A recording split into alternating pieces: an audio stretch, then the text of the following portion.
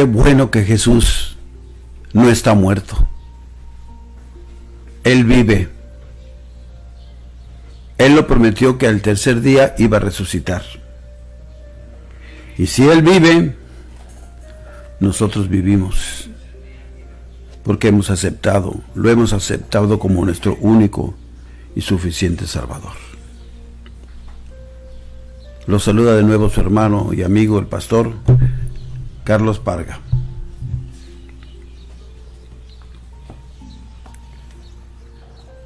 Primera de Samuel es el texto que quiere darle lectura.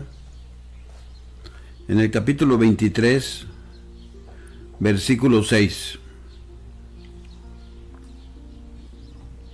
Y aconteció que cuando Abiatar, hijo de Ahimelech, huyó siguiendo a David a Keila, descendió con él efod en su mano.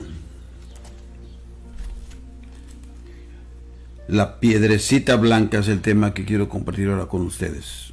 Claro, con la ayuda del Espíritu Santo. No está perfectamente claro dónde se encontraba David cuando Abiatar se unió a él. En lo que se refiere a tiempo, se requiere que fijemos el asesinato de los sacerdotes poco después de que él huyera a Gat. Y en ese caso, Abiatar tuvo que haber acudido a David mientras éste estuvo escondido por primera vez y durante un periodo prolongado en la cueva de Adulam.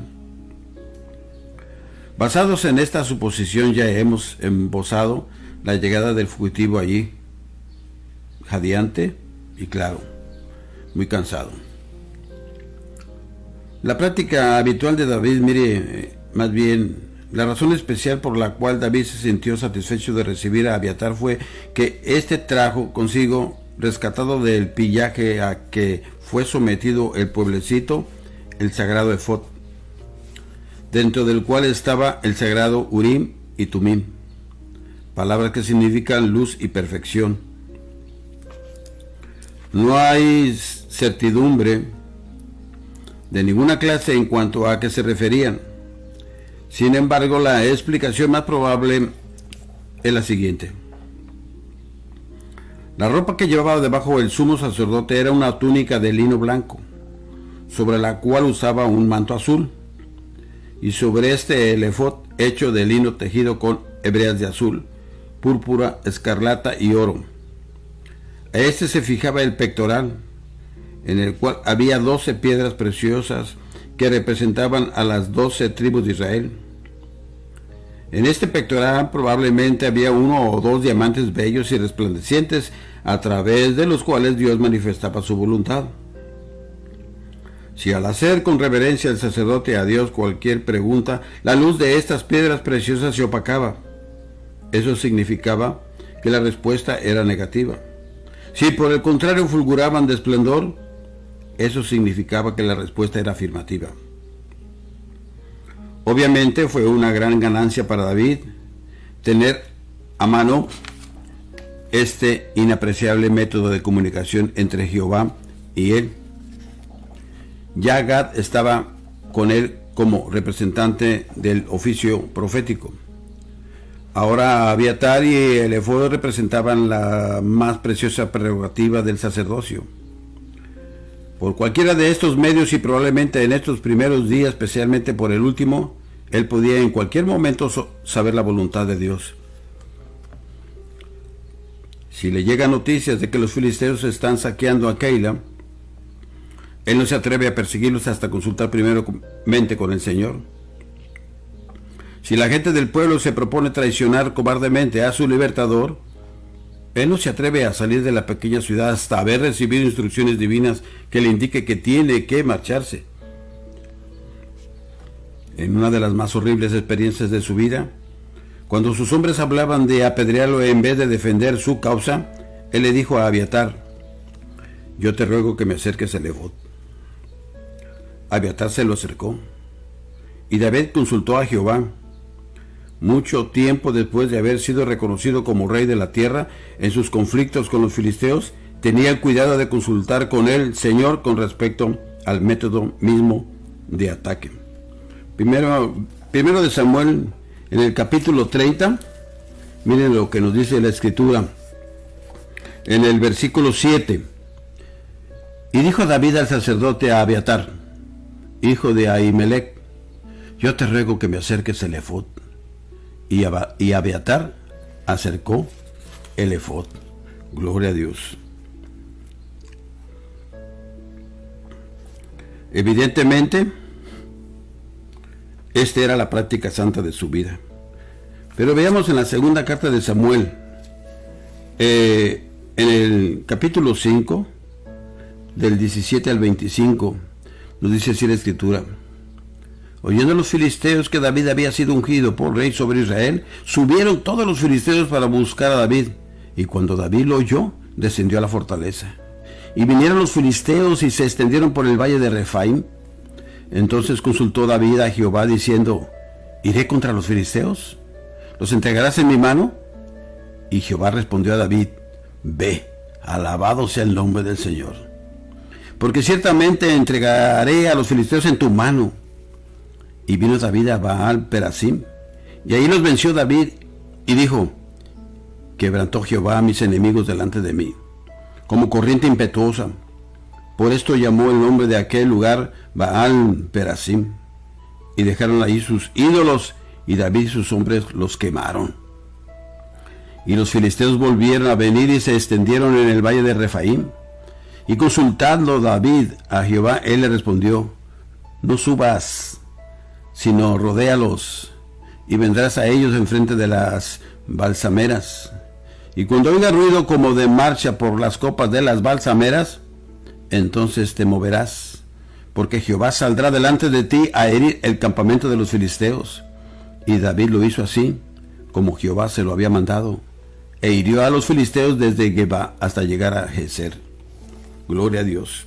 Qué importante es seguir la dirección del Señor. Por eso Él nos dejó el Espíritu Santo, el cual nos guía a toda verdad y a toda justicia. Evidentemente esta era la práctica santa de su vida. Esperar en Dios hasta haber dado tiempo suficiente para una clara manifestación del propósito y del plan divinos. Veamos la lección para nosotros mismos. Cuando Israel salió de Egipto, fueron guiados a través del desierto, por medio de una columna de nube y fuego. Después que se establecieron en su propia tierra, el Urim y el Tumim ocuparon su lugar. Después de algún tiempo, este método de confirmar la voluntad de Dios cayó en desuso. Entonces los profetas hablaban movidos ¿por quién? Pues claro, por el Espíritu Santo. El Nuevo Testamento nos lo presenta en la iglesia, jugando un papel muy importante en ordenar al pueblo en el camino de Dios. En uno de los últimos mensajes que dio el ascendido Señor a su iglesia, a través del apóstol Juan, predijo que el que venciera al mundo recibiría una piedrecita blanca. Y el objetivo blanca significa resplandeciente o lustrosa. Por tanto, puede denotar un diamante o probablemente se refiere a aquellas piedras antiguas que había en el pectoral del sacerdote que se opacaban o fulguraban con los oráculos divinos. Dicho esto, en otros términos, cada hijo de Dios tiene su propia piedra de Urim y Tumim. Alabado sea el Cordero, que es una conciencia libre de pecado, un corazón limpio en la sangre del Rey de Reyes y Señor de Señores, Jesús de Nazaret, una naturaleza espiritual llena del Espíritu Santo de Dios. Cuando estemos en duda o en dificultad, cuando muchas veces nos impulsen a hacer esto o lo otro, quedémonos quietos en la presencia del Dios Todopoderoso. Recordemos que somos templo donde mora el Espíritu de Dios. Estudiemos su palabra con una actitud devota. Atención. Elevemos nuestra naturaleza hacia la luz pura de su rostro, con el anhelo de saber solo lo que Dios el Señor determine, y antes que pase mucho tiempo tendremos una impresión muy clara, la inequívoca predicción de su consejo secreto. En las primeras etapas de la vida cristiana, no es prudente depender solo de esto, sino que es mejor esperar la corroboración de las circunstancias. Pero los que han tenido numerosos tratos con Dios conocen bien el valor de la comunión secreta con Él para confirmar su perfecta voluntad. ¿Está usted en dificultad con respecto a su camino? ¿Se encuentra así de esa forma? ¿Acude a Dios con su pregunta y aprende de la luz de su sonrisa o de la nube de su negativa?